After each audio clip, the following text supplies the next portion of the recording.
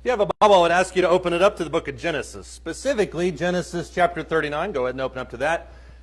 It's good to see people with us. We've got so many people with us. We've got visitors with us. It's a great morning to be together. I also appreciate, as I try to do at the beginning of every quarter, I also appreciate those who are teaching Bible class. As Casey mentioned in his prayer, those of us who have just taught Bible class, those of us who are just starting the Bible class, regardless of your positioning in that, we appreciate that.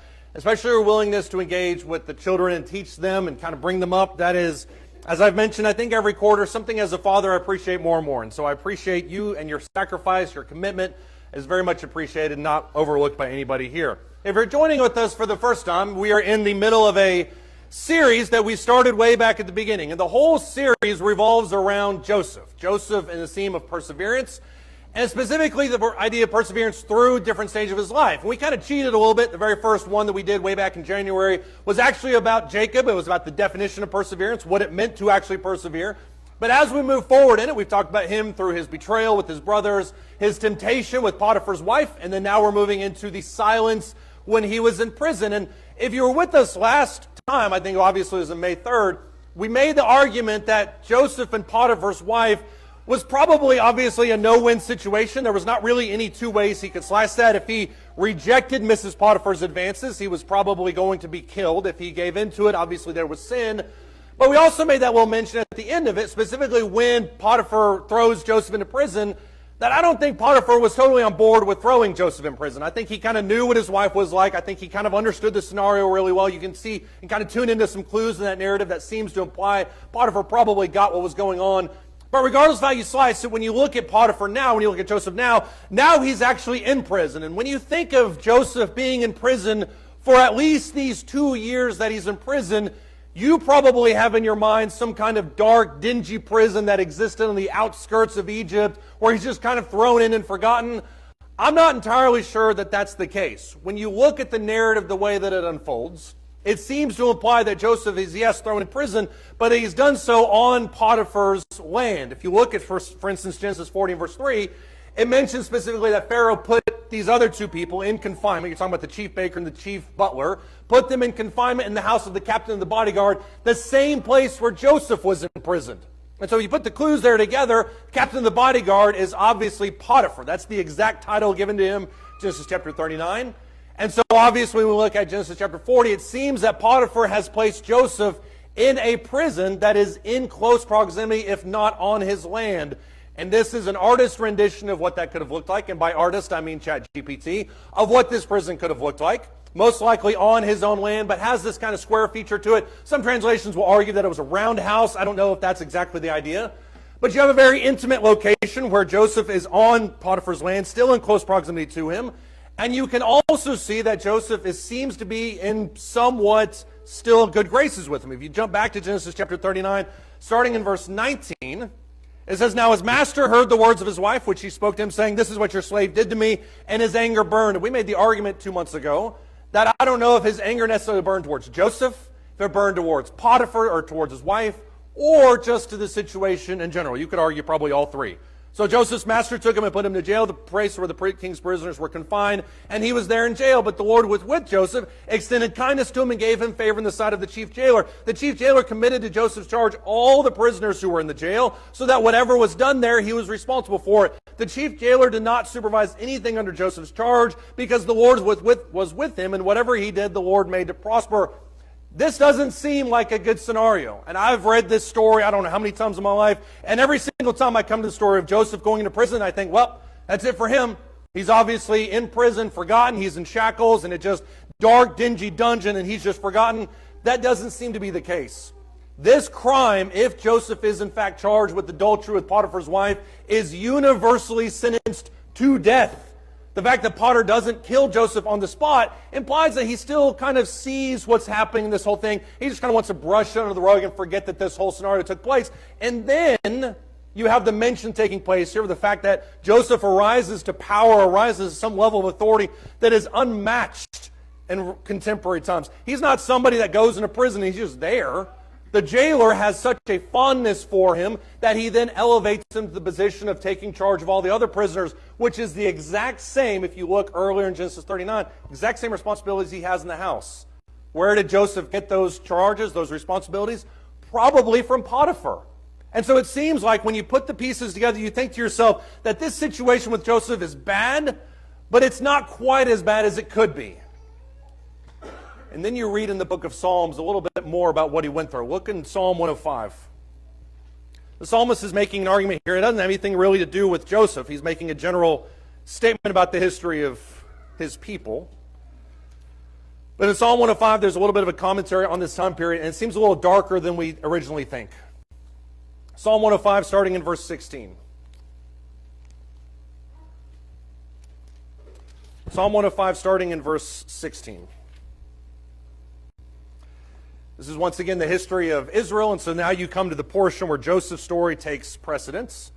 And it says, he called for a famine upon the land, talking about God. He broke the whole staff of bread. He sent a man before them, Joseph, who was sold as a slave. They afflicted his feet with fetters, and he himself was laid in irons until the time that his word came to pass. The word of the Lord tested him. The king sent and released him. The ruler of people set him free. He made him lord over his house and ruler over his possessions, to imprison his princes at will, that he might teach his elders wisdom. Israel also came out of Egypt. Jacob then sojourned in the land of Ham, and he caused his people to be very fruitful, made them stronger than their adversaries.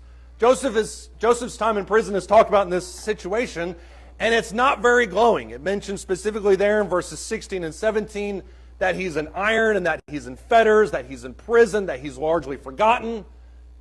And so you think to yourself as you're reading this, what is the worst part of this entire prison sentence? And I have never spent any time in prison, so I don't have any kind of guideline with which to talk about this. But I would imagine if you're looking at this time period in Joseph's life, the prison, the iron, the fetters, the bars, those are the things that we oftentimes associate with the punishment and the pain of this time in his life. And I have no doubt that that was painful. Joseph, even though given all the different accoutrements that comes with his position as being chief over these prisoners, probably enjoyed more blessings than other people. But I would argue that that's not encompassment of all of the things that he talked about. If you look in verse 19, specifically there in Psalm 105, that to me is the most painstaking passage of this entire thing. When it says in verse 19, until the time that his word came to pass, the word of the Lord tested him. That's a powerful phrase. Because apart from the punishment, apart from the bars, apart from the handcuffs, it says what he really had to deal with was the passage of time. And that's a section in Scripture that we sometimes don't give credit to in Joseph's life, because we think, well, he was betrayed, and then you have the whole Potiphar's wife instance, and then you have the major portion which comes about when the famine arrives. And that's really where it was. But that's not the defining period of Joseph's life, if you could encapsulate it in one moment. I would argue that the time period in this prison was the part that tested his faith the most, primarily because he's waiting painstakingly for those promises to materialize. Well, what promises are you talking about? Look in Genesis chapter 37. Go back to Genesis chapter 37.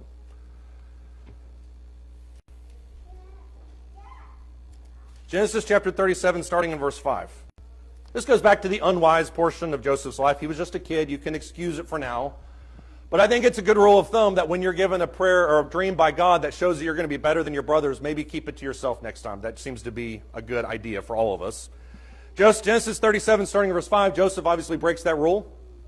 It says he had a dream, and when he told it to his brothers, they hated him even more. And he said to them, please listen to this dream which I have had. For behold, we were all binding sheaves in the field, and lo, my sheaf rose up and also stood erect, and behold, your sheaves gathered around and bowed down to my sheaf. And then his brothers said to him, are you actually going to reign over us? Are you going to rule over us?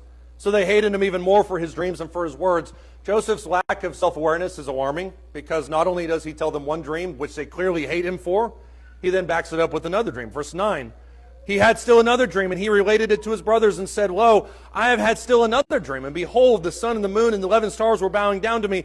And he related it to his father and to his brothers. And his father, not his brothers this time, rebuked him and said to him, what is this dream that you have had? Shall I and your mother come and bow your mother and your brothers actually come to bow ourselves down before you to the ground? His brothers were jealous of him, but his father kept the saying in mind. That last section a little bit is the part that you want to key in on. Because when dreams happen in the Old Testament, it's not like dreams that we have in today's world where you're being chased by a giant burrito or whatever it is and you're just running off in the distance. That's not the type of dreams that Joseph had.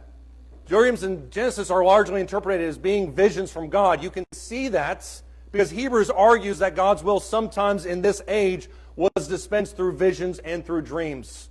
And we factor in that Jacob had a number of different dreams which directly correlate to his own experience with God. Joseph in Genesis 37 gets these two dreams and thinks on some level that he is going to be better than his brothers. But think about real quick how that promise has materialized. He's thrown into a ditch because he had the wisdom to tell these dreams to his brothers. Then he's sold into slavery. And he doesn't know at that point exactly what's going to take place, except for the fact that Potiphar buys him, moves him into his house, and he ascends because of his good favor that he has with Potiphar. That's great. And maybe at that point he's thinking to himself, this is when my ascendancy starts. Now they're going to show up and they're going to see me in Potiphar's house, the captain of the bodyguard, and my career trajectory is on point. And then he goes to prison.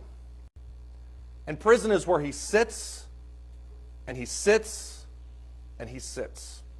And he sits for at least 2 years. And depending on how you interpret those 13 years between his betrayal by his brothers and then his eventual ascendancy to the second in command of Egypt, it's 13 years total in that time period. You're looking at anywhere between 2 to arguably 6 years that Joseph is sitting and sitting and sitting. In Genesis chapter 40, you can tell that it eats at him, because in Genesis chapter 40, after he has interpreted these dreams, he then interacts with these butlers and these chief butler and the chief bodyguard, the chief cupbearer. It says, when Joseph came to them in the morning and observed them, behold, they were dejected. He asked Pharaoh's officials who were with him in confinement in his master's house, and he said to him, why are your faces so sad today? And they said to him, we've had a dream and there's no one to interpret it. Joseph said to them, do not interpretations belong to God? Tell it to me, please. He sees in Genesis chapter 40 his own ability to interpret dreams as being messages from God. Does he think that he's going to be in command? Absolutely. He still believes that because he still believes in his own power to interpret dreams. Chief cupbearer told his dream to Joseph and said to him, in my dream, behold, there was a vine in front of me, and on the vine were 3 branches, and as it was budding, its blossoms came out, and its clusters produced ripe grapes. Pharaoh's cup was in my hand, and I took the grapes and squeezed them in Pharaoh's cup. I put the cup in Pharaoh's hand, and Joseph said to him, this is the interpretation of it. The 3 branches are 3 days. And within 3 more days, Pharaoh will lift up your head, restore you to your office, and you will put Pharaoh's cup into his hand according to your former custom when you were his cupbearer. Joseph believes in his ability to interpret dreams. And believes, when you go back to Genesis chapter 37, that those dreams that he had were going to be of his eventual rise to power. He believes that. To the point that even in verse 14, he says, only keep me in mind when it goes well with you, and please do me a kindness by mentioning me to Pharaoh and get me out of this house, for I was in fact kidnapped from the land of Hebrews, and even here I've done nothing that they should have put me in the dungeon. In other words, this is the dream you had. This is what's going to happen. And when it happens, don't forget about the little guys. Don't forget about the fact that when you put that cup into Pharaoh's house, or Pharaoh's hand, you can think back to our time here together and realize that I told you it was going to happen. And of course, like almost everybody does, they forget about things like that. A couple of years passed by. In Genesis chapter 41, starting verse 9, it says, the chief cupbearer spoke to Pharaoh, saying, I would make mention today of my own offenses. Pharaoh has his own dream by this point. And so now I'm going to speak about something that may help you. Pharaoh, verse 10, was furious with his servants. He put me in confinement in the house of the captain of the bodyguard, both me and the chief baker. We both had a dream the same night. He and I, each of us dreamed according to the interpretation of his own dream. Verse 12, now a Hebrew youth was in there with us, and a servant of the captain of the bodyguard, and we related them to him, and he interpreted our dreams for us. To each one he interpreted according to his own desires, or his own dream. And just as he interpreted for us, so it happened. He restored me in my office, but he hanged the other guy. Let's not talk about him. Pharaoh sent and called for Joseph, and they hurriedly brought him out of the dungeon. When he had shaved himself and changed his clothes, he came to Pharaoh. Pharaoh said to Joseph, I had a dream, but no one can interpret it. And I have heard it said about you that when you hear a dream, you can interpret it. 2 years have passed by in this moment. 2 years have passed by from the moment that he interprets this dream for the chief baker and the chief cupbearer, and it comes true. And yet he still believes on some level in his ability to interpret dreams. And because he believes in the period or the ability to interpret dreams as they come from God, he understands that his own dreams are eventually going to come true. But guess what? They haven't happened yet.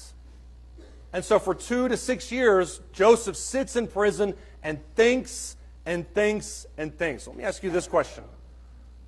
What are you most likely thinking about in that moment? As you sit in that prison for 2+ years and you're thinking about the fact that God had told you that for so long you were going to be in charge and you believe that's your core, what is it that you're thinking? Would you at one point in time begin to lose faith in that idea?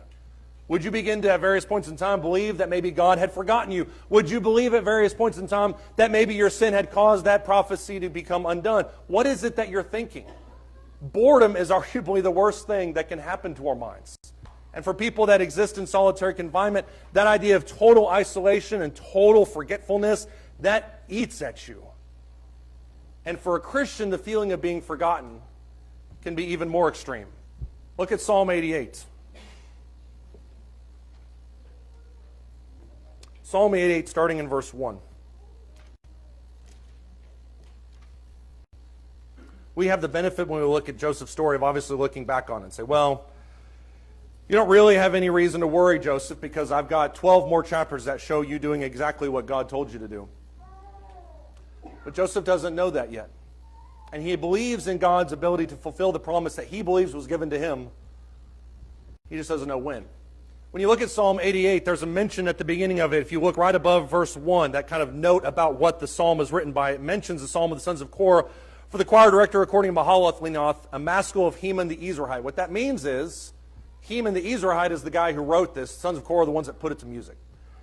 And Heman is not mentioned very often times in Scripture, but he is mentioned in one notable moment, and that's back in 1 Kings chapter 3, when it says that Solomon's wisdom had excelled so much that even people like Heman the Ezrahite were in awe of somebody like him. And so what that tells you right now is that whatever Heman is about to write obviously comes from not just a place of wisdom, but extreme wisdom. This is a guy that understands the ins and outs. He's a guy that's in close proximity to the temple. He's in close proximity to God. And so because of that, he understands how the world works, and he understands how God works. Now listen to what he says in this psalm. Verse 1, O Lord, the God of my salvation, I have cried out by day and in the night before you.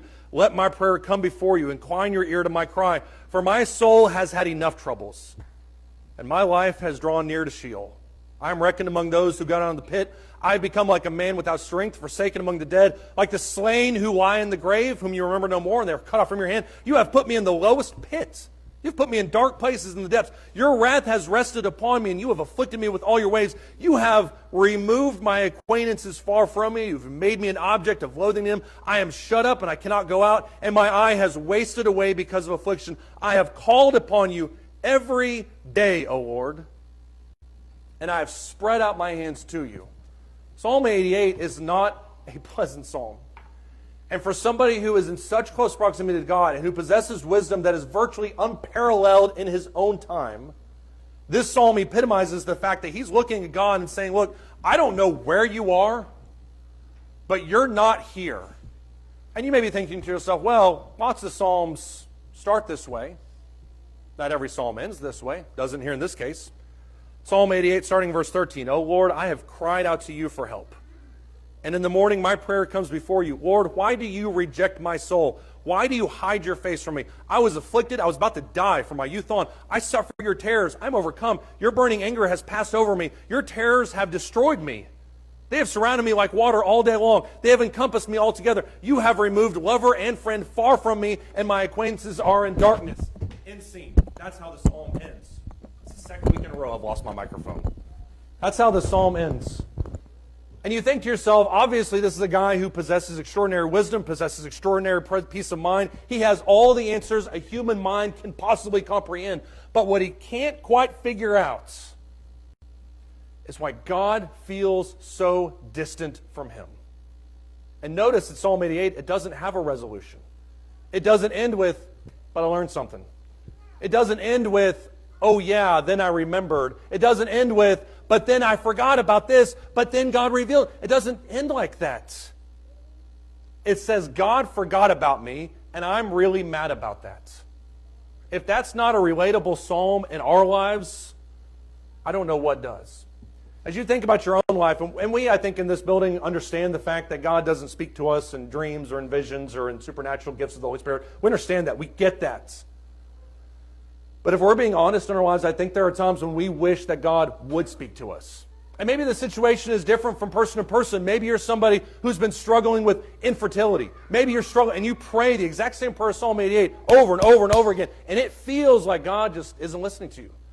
Maybe you're watching your business just collapse from the inside out. Maybe you've got a degenerative disease. Maybe you're watching friends that you thought were with you the whole life just abandon you. Maybe that's the silence that is deafening to you. And so when you think about the silence in Heman's life, somebody who should have known better, would have had the answers, even he looks at the situation like, I ain't got anything for you. And what we understand about silence, specifically in the life of Joseph and the life of Heman and the life of somebody like us, is that silence from God can feel deafening at times. It can feel like God doesn't care about us. You go back to Genesis chapter 3, and whenever Adam and Eve have that interaction with Satan, and Satan looks at them and says, look, I'm not sure God really cares about you a whole lot. What is it that God wanted you to do? Satan says, he said, don't eat of that tree of the knowledge of good and evil. Yeah. You know the reason he said that? Is because he said if you ate that, you would become like him, and he really doesn't want that to happen. So I'm telling you right now, Satan says, God doesn't have your best interest at heart. And that's the moment where it switches with Eve, isn't it? Eve at that point decides that instead of sacrificing her life to serve God, which you're in the Garden of Eden, it's not that much of a sacrifice, but instead of devoting your life to God, who may or may not care about you, I'm going to start looking out for myself. I'm going to take matters in my own hands. I'm going to trust what I can see and what I can touch and what I can taste and what I can feel. And that's going to be the surety that I need. After all, Psalm 88, Joseph in prison, God hasn't come by lately. He gave me that dream when I was 17, and I'm pushing 30 now, Joseph says, and still it hasn't come true. God's silence can cause us to lose heart. And if you're looking at me asking to yourself, what is it that Brady has right now for us that's going to change the world? I'll be honest with you, I don't have anything. I'm not nearly as smart as Heman is. Heman was blessed with wisdom beyond limits. There's nothing I can say in this moment that could rectify or can add on to what he says. And at some point, I think what we all have to realize when it comes down to perseverance is that we just have to keep pushing forward. Sometimes the answer for those moments when God feels so deafeningly silent in our lives is not a trick. It's not something we have to keep in mind. It's not something that we need to go do.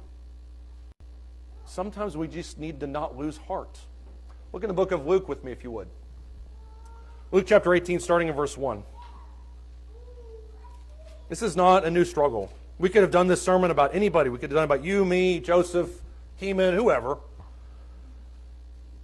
Because it seems very obvious to me that almost all of God's saints at various points in times get frustrated with God's silence. Job is arguably the biggest example of it, who struggled with God's absenteeism in the face of what he thought was persecution for 38 straight chapters. And what Job wanted more than anything else was just an audience. I don't care what I have to say. I just want to plead my case to tell him that what he did was unjust. That's all I'm asking for. And sometimes that's what we want. We ask for God's presence. We don't really even know what we would do with it. We just want to talk to him about something. We just want him to present himself to us. That's not the way he operates.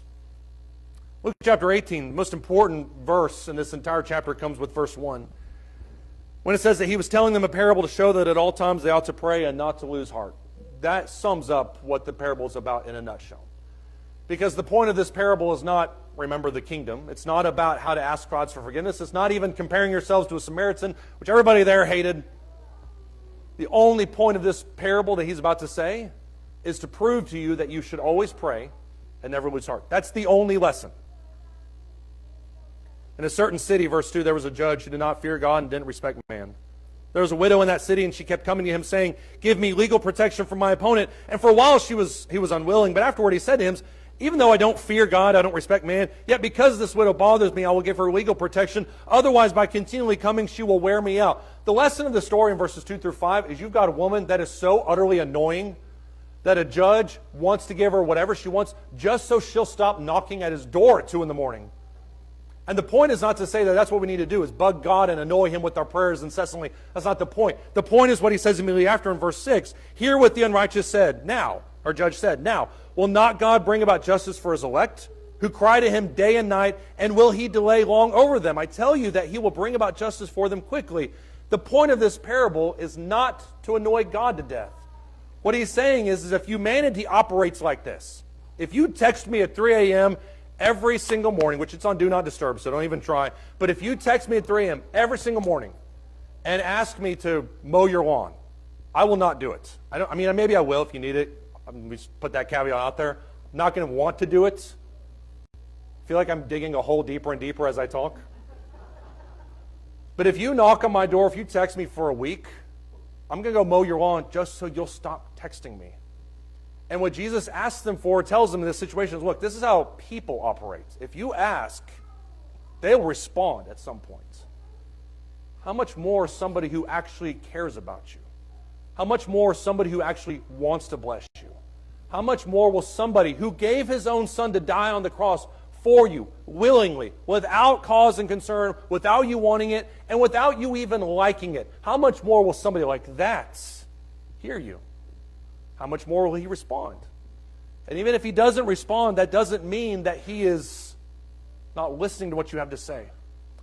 The bookend of this in verse 8, of what he says in Luke chapter 18, is equally haunting. Because in Luke 18, verse 8, he says, I tell you that he will bring about justice for them quickly. That's just how God operates. But then he has a rhetorical question. And he says, however, when the Son of Man comes, will he find faith on the earth? The point of that passage, the point of that parable is to tell you that you should always pray and never lose heart. That's the point of it. Always pray. Never stop praying. Always go after God. But there are going to come times in lots of people's lives where they just stop knocking. They believe that God won't answer the door. They believe that God doesn't hear them. And you can argue that it's a test of your faith, of my faith, that even in the face of 2+ years in prison, Joseph still believes that God hears him. The question for us is, are we going to continue to go knock at his door? Are we going to continue to see him as the answer for our prayers? Are we going to continue to push past it? That's not an easy answer. It's not a tip. It's not a trick. It's not a hack. Sometimes perseverance strictly just comes down to perseverance. And Joseph did it. For 2 to 6 years, Joseph persevered in prison, never doubting, at least to the point of losing his faith, that God would fulfill the promise that he made to him through that dream. Sometimes in our own life, we come upon difficult moments. We come upon periods where we believe that God isn't listening to us. And the test for us is, will we continue to keep knocking at that door? That's the test for us. Maybe you're here this morning and you've lost faith in God because you feel like God has abandoned you long ago. You and Heman are in the same boat. You think to yourself, well, God doesn't care about him, doesn't care about me, and so there's no real reason for me to keep coming to church. There's certainly no real reason for me to obey him. That's done and gone long ago. I would encourage you to keep knocking, to find that faith. Will he find faith in your life? You may say it, but the faith that is demonstrated is by continually coming to him. So will you keep knocking? Will you keep coming to him? Will you keep asking him? Will you keep begging him? Will you keep talking to him and believing in his promises? Or will you fade away in doubt and despair? And if we can help you with any part of this, we would ask you to come while we stand and while we sing.